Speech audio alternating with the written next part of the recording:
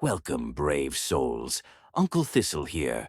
Settle in, light a candle if you dare, and get comfortable for tonight's tale of creeping dread. Let me know in the comments where you're listening from. Don't forget to like, subscribe, and ring that bell so you'll never miss one of my midnight stories. Now, let's get right into tonight's tale.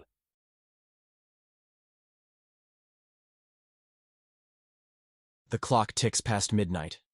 My fingers hover over the mixing board, the hum of equipment filling the air. I feel the quiet of the station, the only company the cold glow of the monitors and the whir of the ancient speakers. It's the late night shift.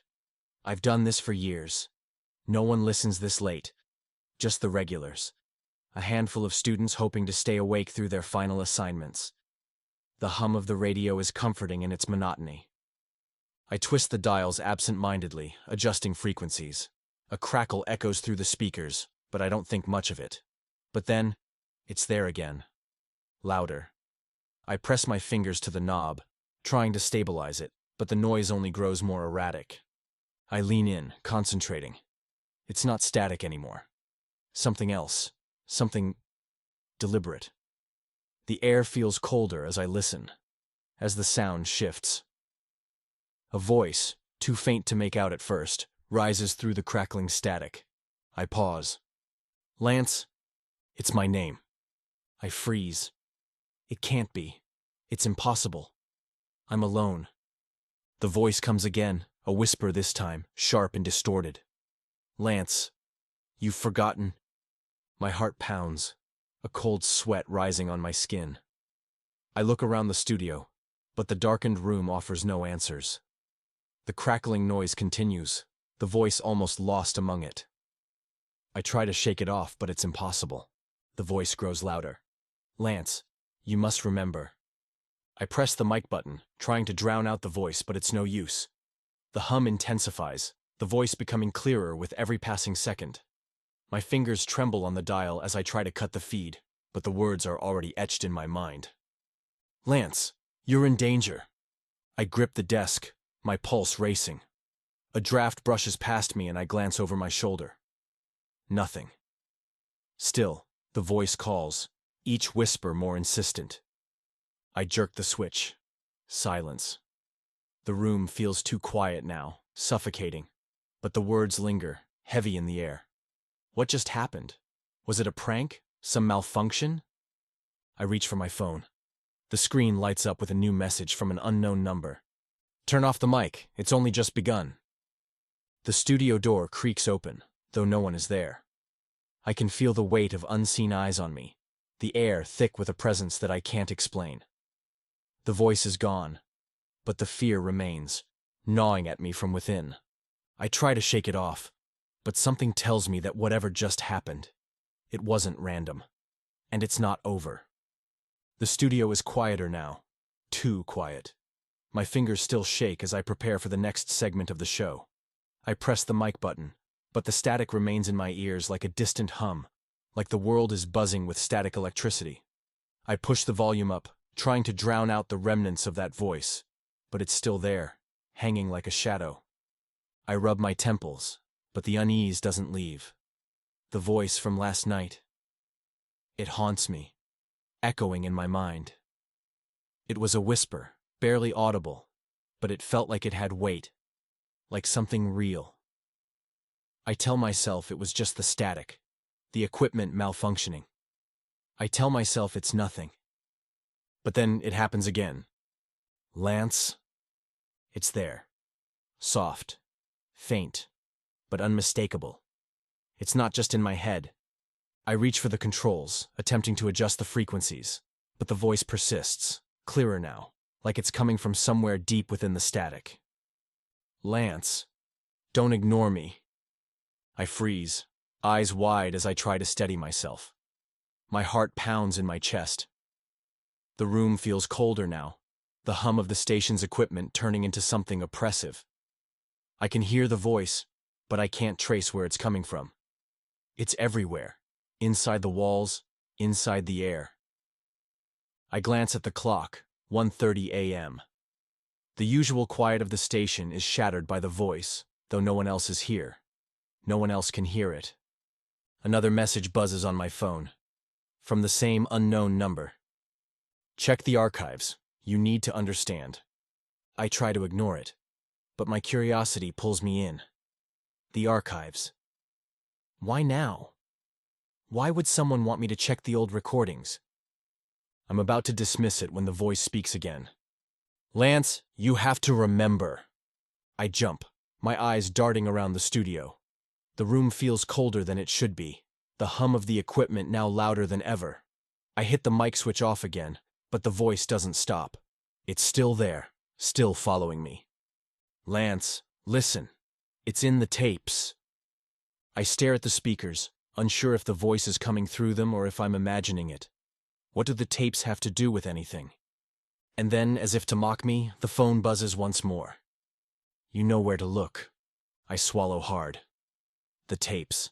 The answer is in the tapes. But why can't I shake the feeling that whatever I find will change everything? I try to steady my breath, but the weight of the unknown presses down on me. The room feels colder now, the hum of the station's equipment sounding more like a warning.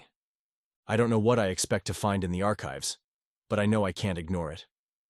The voice has been haunting me, relentless, patient, like it's been waiting for me to catch on.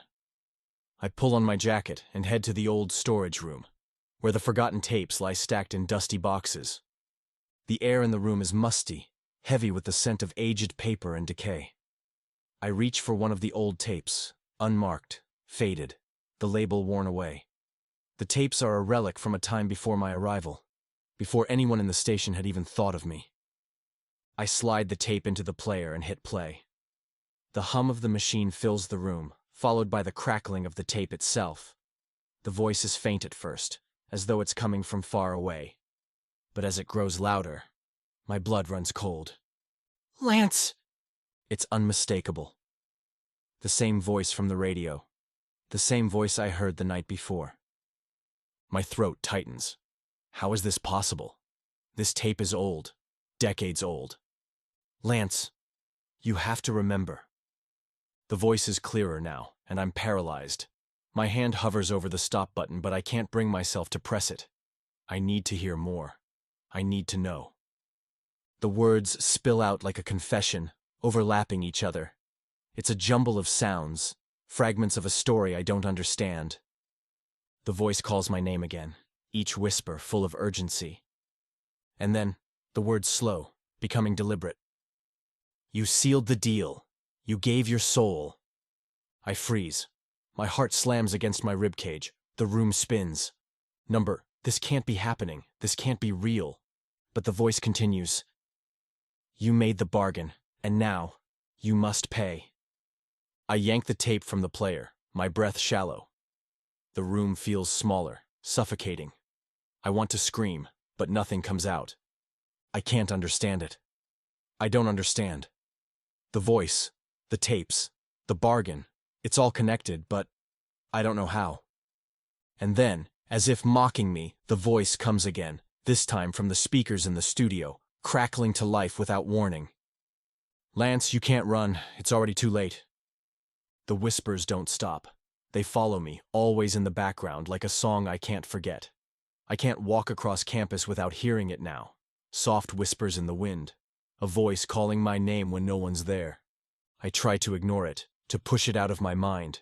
But it's impossible. The voice is in the walls, in the air, in the static that clings to everything. The night after I found the tape, I head to the station, hoping to put it behind me, to focus on the show.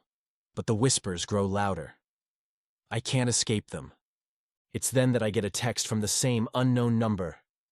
Look at the radio logs. You need to understand. The message is cryptic, but I know what it means. The logs. I have to go back. I have to see everything. I don't want to go to the station archives again, but the pull is irresistible. The whispering calls me, telling me to look, to find the truth buried in the old records. I arrive at the station, my stomach a knot of dread. The equipment crackles in the dim light, the familiar hum of the radio now a warning. But something feels different tonight. The air is thicker, heavier, as if the station itself is holding its breath. I pull up the radio logs, my fingers trembling. There are anomalies, glitches, gaps in the data. But the strangest thing? The logs seem to skip over a crucial part of the station's history. The missing tapes. The gap is too perfect, too clean. I feel the weight of it. The deal, the bargain. It's all here, hidden in plain sight. I don't know what I'm looking for, but I can't stop. Then, the message flashes on the screen. "Don't you see, Lance? It's all connected." And that's when the whisper comes again, louder this time, as though it's standing behind me. "Lance, you've made your choice." I spin around, but no one's there. The door is locked. I'm alone. But the voice, it's not gone. It's never gone. The voice isn't the only thing I can't escape. The texts from the unknown number keep coming, each one more cryptic than the last. But now there's another person, another presence I can't ignore. It starts with an email, just a simple line of text from an address I don't recognize. "I know what you've done. I know about the deal." I don't know who this person is, but I can feel their eyes on me, watching me from the shadows. The emails keep coming, growing more urgent, more desperate. "I can help, but you need to trust me." The voice in my head tells me I should ignore this person, but I don't. I'm desperate for answers. I reply, "Who are you?" The response is swift. "I'm someone who knows what's going on. You're not alone in this."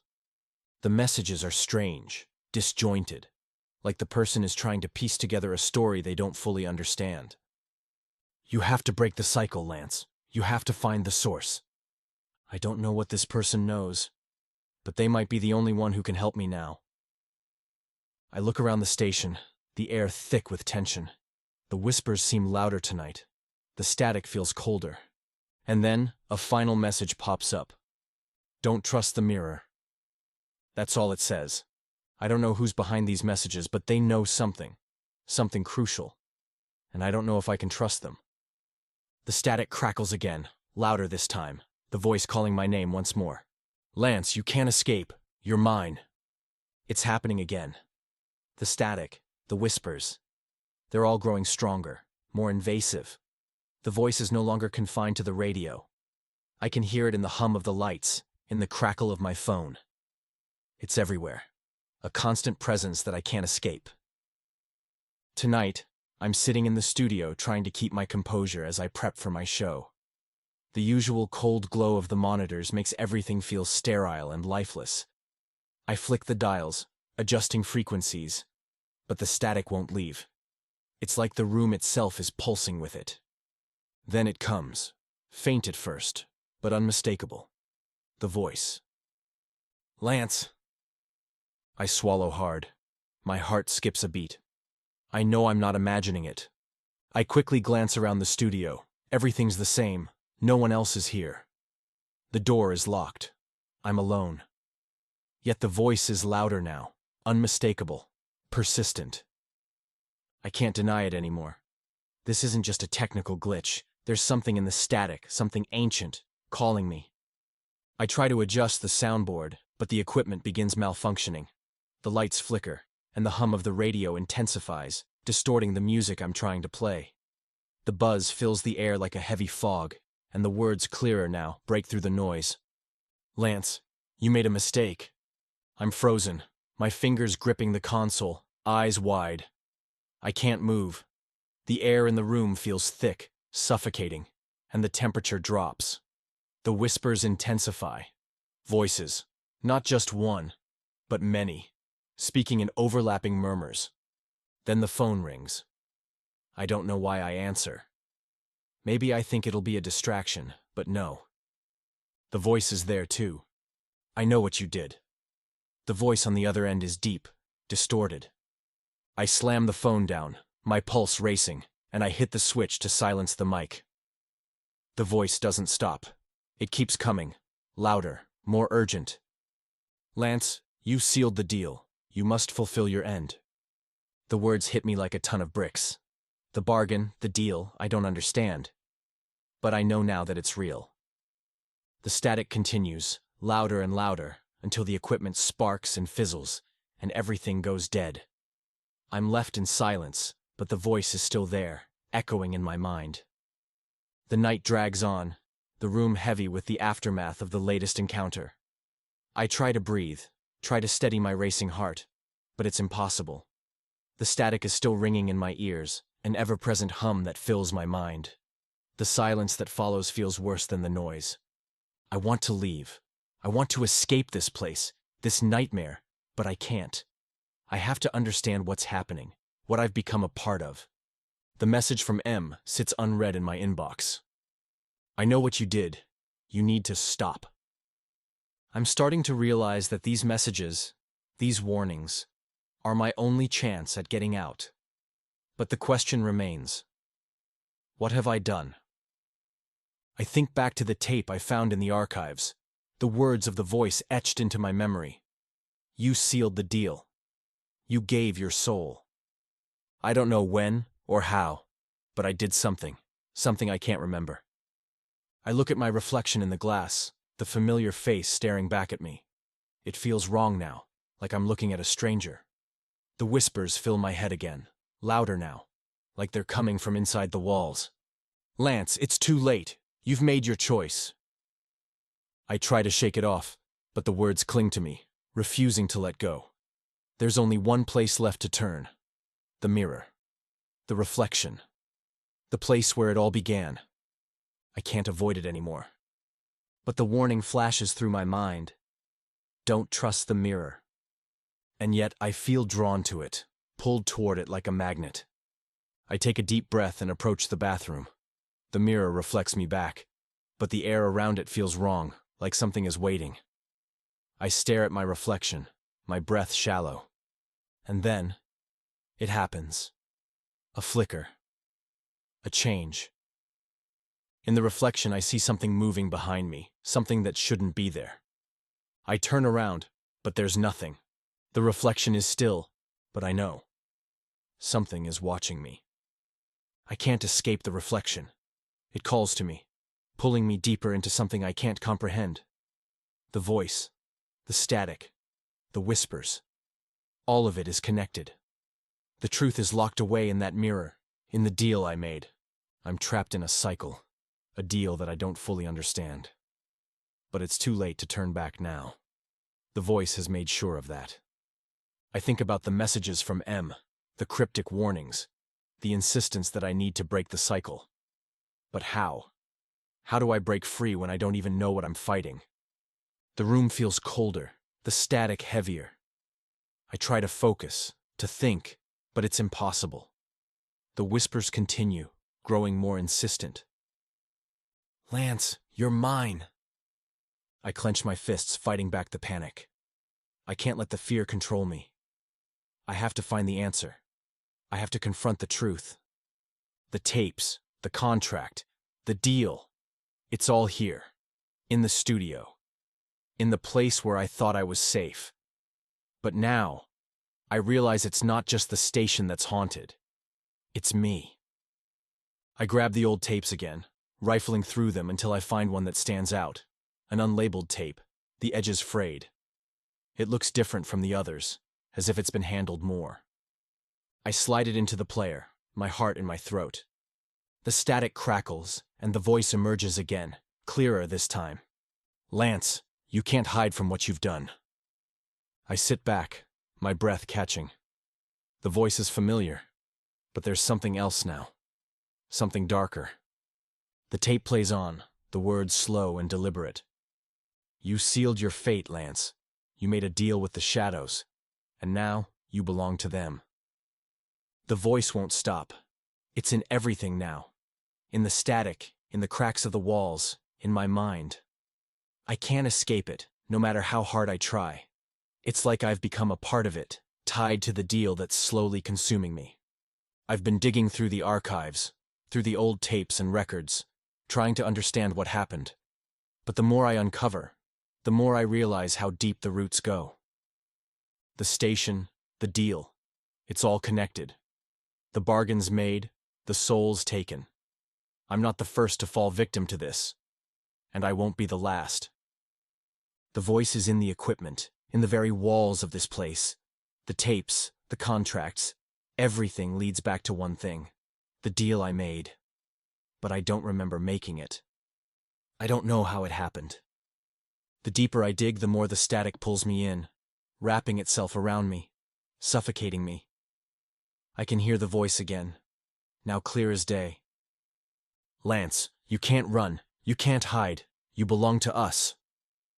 I turn the volume up, trying to drown out the voice, but it only grows louder. And then I find it. The contract. The signed paper, hidden in plain sight. My name is on it. My blood.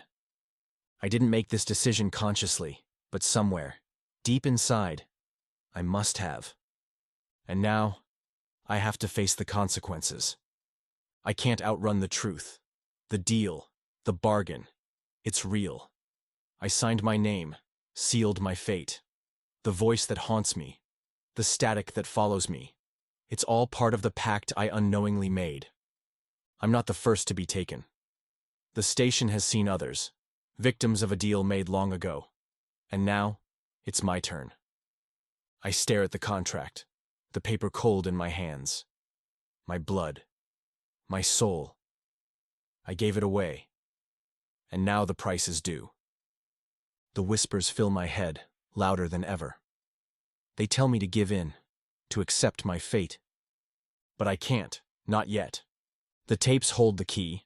The bargain was sealed in blood, but it's not too late. I can still break free.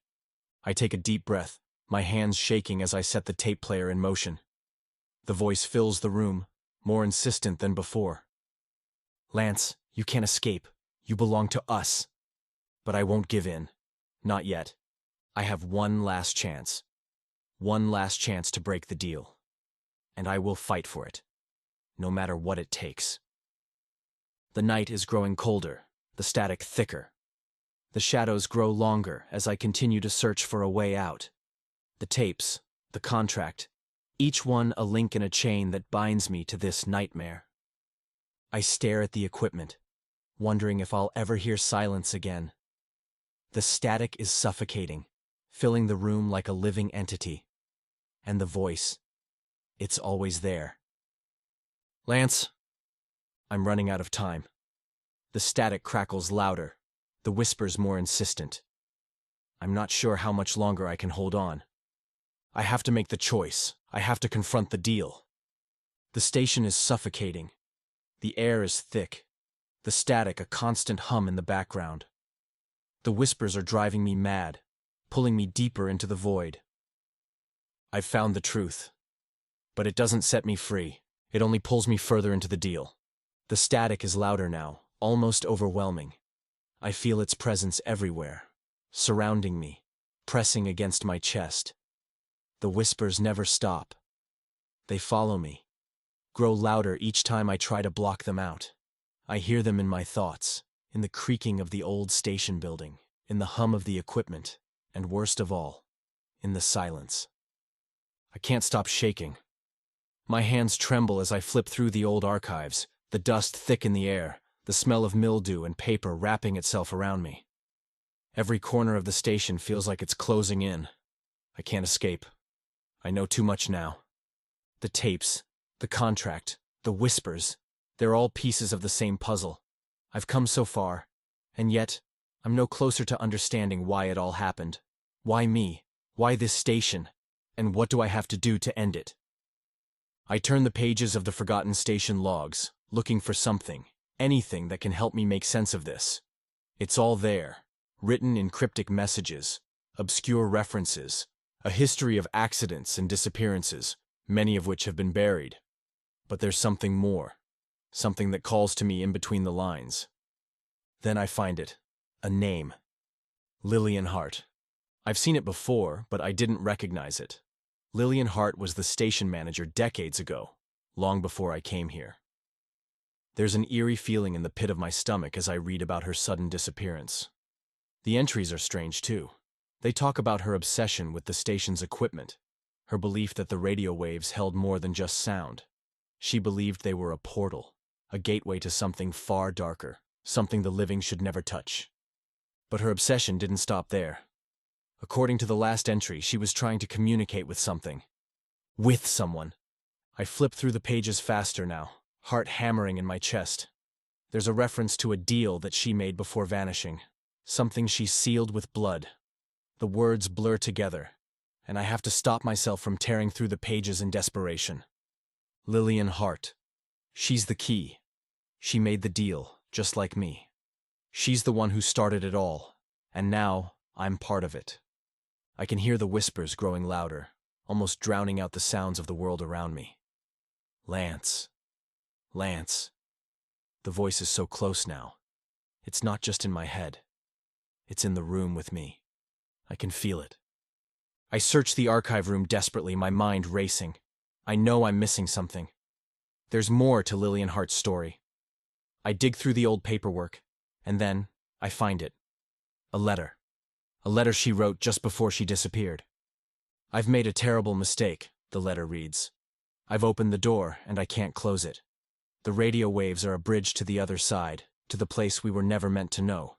They promised me power, control, but now I realize the price. It's too high. I'm afraid, but I have no choice now. The deal must be paid.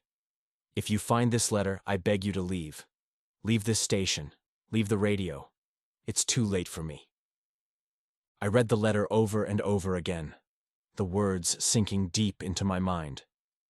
Lillian Hart did the same thing I did. She made the deal, and now she's gone. But I'm still here, still trapped. I can feel the pressure building in the air around me, the whispers becoming louder, more frantic. I have to leave. I have to stop it before it's too late. I race out of the archive room, heart pounding, eyes scanning every corner of the station. But as I reach the hallway, I stop dead in my tracks. The lights flicker, and the air grows cold. The shadows seem to move. I hear a voice. No, not a voice. Multiple voices. They overlap, filling the space, and I know I'm not alone. I turn, and there she is. Lillian Hart. Her figure stands in the doorway, translucent. Her eyes hollow and dark. Her lips move, but the words are too faint to hear. The static crackles louder, distorting her image. I can't breathe. I can't move. She raises a hand, pointing directly at me. The whispers grow louder. "Lance." I don't know what's happening, but I know I'm running out of time. I back away, my feet moving on their own, until I slam into the wall. Lillian's eyes lock onto mine, and for a split second, I see something. Something in her expression that I can't fully understand. And then she vanishes, as if she was never there at all. The world has tilted. The station feels like a prison now, a place where the air presses against me from all sides, suffocating. The static doesn't stop. It's everywhere, in the walls, the lights, the floor beneath my feet. I can feel it, rushing through me, pulling me deeper into its grip. I know what I have to do now. The truth is clear, though it terrifies me. Lillian Hart's deal, her mistake, is my mistake too. We're bound together by the radio, by the station, by something darker than I can explain. I made the same bargain, and now I must pay the price. But there's a way out. I know there is. The contract, the blood. This is the key. The deal must be broken. It was never meant to be fulfilled. Lillian Hart tried to undo it before she vanished. And now, I must finish what she started. I stare at the old equipment, at the dusty microphones and tangled wires, at the dials and buttons I've come to know so well. They're not just machines. They're conduits. They're the doorway. And I've been feeding it. I've been broadcasting my soul to the other side, just like Lillian Hart. I've always known the price. It's in the whispers, in the static, in the way the air shifts around me. It's too late to take it back. I know what I have to do. I have to sever the connection. But how? How do I break a deal made with something that isn't even of this world? I think of the letter, the desperate warning from Lillian Hart. She couldn't escape, but she left me this map, this guide. She knew what it would take. I grab the nearest tape and shove it into the player, not caring anymore. I don't care if I'm playing into the hands of whatever is listening. I know what I have to do. I have to make them hear it. The static bursts to life, louder than ever, and the voice fills the air. Lance, you've come too far. I don't respond. I don't give in. The tape plays, but this time it's different. The whispers are clearer, like they're coming from right beside me, almost in my ear. Lance, you can't break it. You can't escape. But I can. I will. I slam the stop button, but the voice doesn't fade. It grows louder, more insistent. I pull out the tape and hurl it across the room. The station flickers, the lights buzzing, and then, in the chaos, I hear something else. A crack, like the sound of a door opening. A crack in the static. I take a deep breath and step forward. It's time. I place my hand on the microphone, the cold metal against my skin. The air feels heavy, thick with the weight of it all. This is it. The moment I break the cycle. I speak, my voice shaking, but clear. This is the end. The station shudders, the lights flickering wildly, the static crackling with a deafening roar. I feel the weight lift, the pressure that's been building for days, for months, suddenly release. The voice in the static is gone. The whispers fade. And for the first time in what feels like forever, the station is silent. I can breathe again. The silence is both a relief and a curse. I stand there in the empty studio, the hum of the lights the only sound left. The static is gone, but so is the feeling of safety I had once known here. The air is still thick with the remnants of the deal, the whispers that once filled my mind now quiet, but not gone. I know now that the bargain is over. I've broken the cycle. But the price is something I wasn't prepared for. I look at the contract, the blood-stained paper that I found earlier. The weight of it presses down on me again. I did it. I broke free. But Lillian Hart, she never made it out. And I'm left with the realization that the deal can never truly be undone. I try to forget. I try to move on. But every time I close my eyes, I see the shadows, hear the whispers. The price is paid. But the cost, it's something I'll carry forever. The static may be gone, but the shadows remain. And somewhere, deep in the silence, I know it's not over. The deal might be broken, but the station, it still remembers. And I wonder what will come for me next. Thank you, brave souls, for listening. I'm grateful you chose to spend your evening here. Leave a comment with your thoughts or the moment that made your skin crawl. Like, subscribe, and don't forget to ring the bell. Until next time, Uncle Thistle says goodnight and may your dreams be deliciously haunted.